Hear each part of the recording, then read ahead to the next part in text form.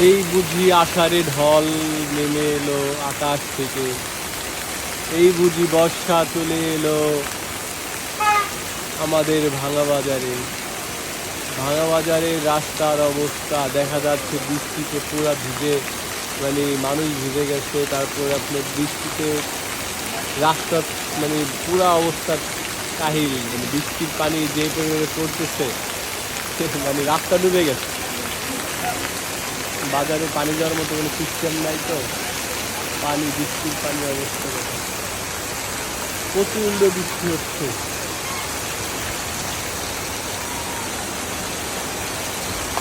অঝোর ধারে বৃষ্টি নামতেছে, অঝোর ধারে বৃষ্টি। পুরো রাস্তা মানে বৃষ্টির পানিতে ভাইজে গেছে যেটাকে বলে।